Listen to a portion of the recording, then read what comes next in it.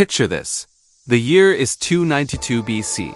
On the sun-drenched island of Rhodes, a colossal undertaking is about to begin. An undertaking so ambitious it would become legendary, earning its place as one of the 7 wonders of the ancient world. This is the story of the Colossus of Rhodes. But why build such a gigantic statue? To understand that, we need to go back a little further to a time of war and siege. Rhodes, a prosperous trading hub in the Aegean Sea, found itself in the crosshairs of Demetrius Poliorcetes, a powerful successor to Alexander the Great. In 305 BC, Demetrius laid siege to the city, bringing with him an army of 40,000 men and an arsenal of terrifying siege engines. One of them was the Helepolis, the taker of cities, a massive iron-plated siege tower rolling on 8 wheels, a true monster of ancient warfare. For a full year, the Rhodians bravely defended their city. They fought with everything they had, repelling wave after wave of attacks. Their resilience was extraordinary. And then a breakthrough. Ptolemy I of Egypt, an ally of Rhodes, sent a fleet of relief ships. Faced with a new threat and a city that refused to fall, Demetrius had no choice but to abandon the siege. He struck a peace deal and sailed away, leaving behind his entire arsenal of war machines. The Rhodians were ecstatic. They hadn't just survived. They had triumphed against overwhelming odds. They believed their victory was a gift from their patron god, Helios, the god of the sun.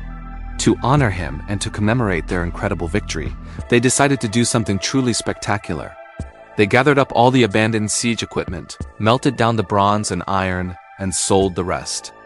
With this newfound wealth, they commissioned a project of epic proportions. A statue of Helios so grand it would be seen for miles.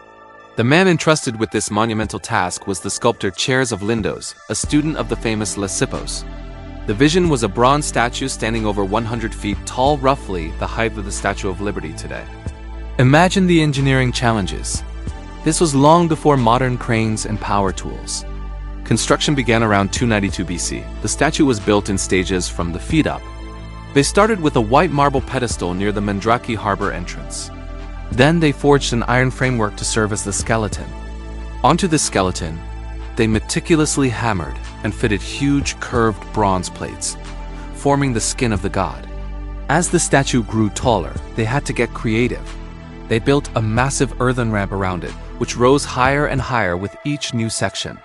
It was like they were building a mountain just to construct their god. For 12 long years, the people of Rhodes watched as Helios slowly took form, rising above their city. Finally, around 280 BC, it was complete. The Colossus stood, a shimmering bronze giant, greeting every ship that sailed into the harbor. It was a breathtaking sight, a powerful symbol of freedom, unity, and gratitude. But where exactly did it stand? This is one of history's great debates. The popular image, the one we see in countless paintings and movies, shows the Colossus straddling the harbor entrance with ships sailing between its legs. While incredibly dramatic, most historians and engineers today agree this was impossible. The span would have been too wide for the bronze to support its own weight, and it would have completely blocked the harbor during construction. A more likely theory is that it stood on a pedestal on one side of the harbor, or perhaps slightly further inland, looking out to sea. Regardless of its exact location, the effect was undeniable. For just over half a century, the Colossus of Rhodes was a marvel of the ancient world. Sailors would have seen the sun glinting off its polished bronze from miles away. It was a beacon of the city's power and ingenuity, but like all great things, its time was fleeting. In 226 BC, just 54 years after it was finished, disaster struck. A powerful earthquake rocked the island of Rhodes. The ground shook violently, toppling buildings and devastating the city. The mighty Colossus, with its immense weight and height, was no match for the forces of nature. The iron skeleton buckled, and the statue snapped at its weakest point, the knees. The bronze god came crashing down, its massive pieces littering the ground around the harbor. The Rhodians were heartbroken. The symbol of their triumph was now a ruin. The Oracle of Delphi warned them not to rebuild it, suggesting they may have offended Helios. So they obeyed. The magnificent ruins lay where they fell for over 800 years. Even in its broken state, the Colossus was an awe-inspiring tourist attraction. The Roman writer Pliny the Elder, who saw the ruins, wrote that few men could even wrap their arms around the statue's fallen thumb. He described the vast hollow caverns inside the broken limbs, a testament to the sheer scale of the original work. The final chapter of the Colossus came in 653 AD, an Arab force under Muawiyah, the first captured Rhodes. According to the chronicles of the time, they broke up the remaining bronze pieces and sold them as scrap metal. Legend says the scrap was sold to a merchant from Edessa, who carried it away on the backs of 900 camels. And just like that, the last physical traces of the Colossus of Rhodes vanished from the earth. Today, nothing of the great statue remains. All we have are ancient texts, historical accounts, and the enduring legend. But the story of the Colossus is more than just a tale of a giant statue. It's a story of a people who faced impossible odds and won.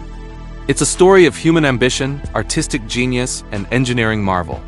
And it is a powerful reminder that even the most colossal achievements of mankind can be humbled by the forces of nature, leaving behind only a memory and a legend that continues to inspire us thousands of years later.